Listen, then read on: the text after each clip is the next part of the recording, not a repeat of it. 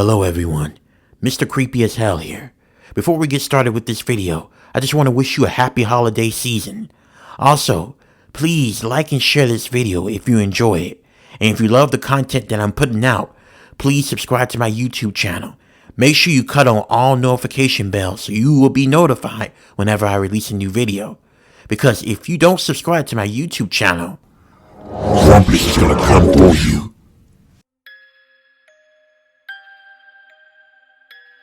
I'm pretty sure at some point in your lives when you were going to school, whether it was elementary, middle, or high school, there was always this one kid that was a loner, and everyone seemed to pick on that kid, and he couldn't seem to make friends.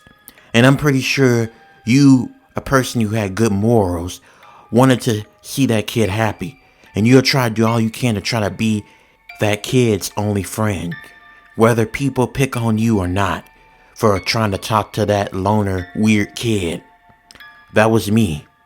I was that person that tried to help out that lonely kid that everybody in the school picked on. But I didn't think it would backfire on me. This happened to me when I was in middle school. And looking back on it now, I realized that Charlie was really a troubled kid who needed a lot of help. My name is Sean, and this happened back in 2009. It was my last year in middle school, and I was completing 8th grade. This was around October, and as I was going on to my classes, that's when I heard a few kids making fun of another kid, and that kid was Charlie. Everyone picked on how he was a nerd, and how his glasses were, and how he dressed, and how his appearance looked from everything. Every day he was always bullied and tormented by students, whether they were male or female. And all the girls, especially the popular ones, would pick on him and tell him that he'll never get a girlfriend. Or either he's getting beat up by male students who are in sports or athletes. It was becoming really hard for him. And that particular day, when there was a bunch of male students about to beat him up, I stepped in. "Hey, back off of him, leave him alone, that's enough," I shouted at the bullies. Now, I was a pretty tall kid in 8th grade. I was pretty athletic myself, and I was pretty popular as well, but the only difference was I always believed in treating people with kindness, no matter who they are or what their status were. That wasn't my personality of picking on people to try to make myself feel good. Once I got done telling the guys to back off of him, they listened. And they knew they didn't want to have any kind of problems with me. Once the bullies scattered, I gave Charlie my hand and I helped him up. And I asked him, "Hey man, you alright?" "Yeah, I'm fine. I always seem to be everyone's punching bag, huh?" "Hey, don't worry man, I got your back. I tell you what, you walk to school, right? You walk with me, alright? We'll meet up somewhere. And as long as you're with me, no one's gonna pick on you. Trust me, those guys, they're afraid of me. They don't want any problems with me. So, as long as you're under my wing, you don't have to worry about getting bullied." "Okay," he agreed. Afterwards, for the next couple of days, he was walking with me to school and back from school. And since then, no one bullied him at all. But that's when I noticed something was strange about Charlie and how he was acting, and it had me very concerned. I noticed the changes right away. He would start texting me constantly, telling me about strange things, about how he wants to get even with people who bully him, and how I'm the only friend that really cares for him, and, stuff like that. And it had me concerned that he was going to do something stupid. Even though despite me, going with him to school and back, he was still getting picked on, even when there were times where I couldn't be with him at all times. He even got to a point he wanted me to go with him everywhere, like some personal bodyguard.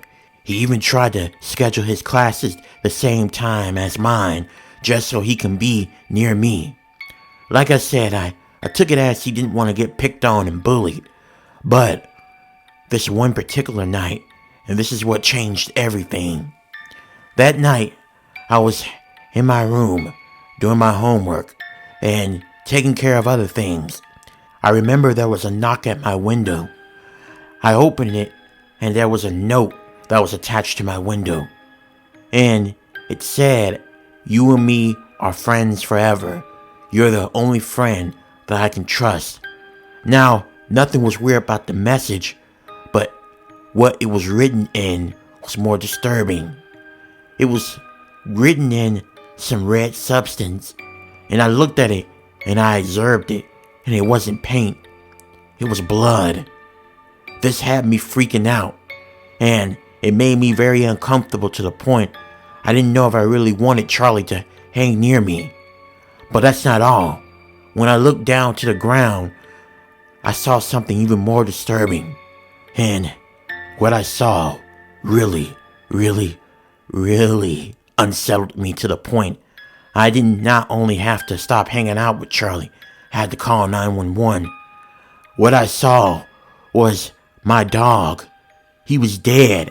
There was a hole in his stomach with his entrails and everything out in the open. The minute I saw this, I yelled out.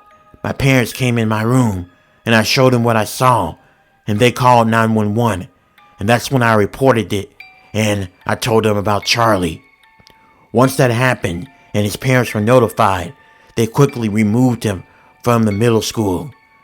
Now, after that, I don't know what happened to him. I heard several rumors about him. Some saying that he was in a mental health hospital, or some were saying that his parents took him to get some really intense therapy and to help him cope with things.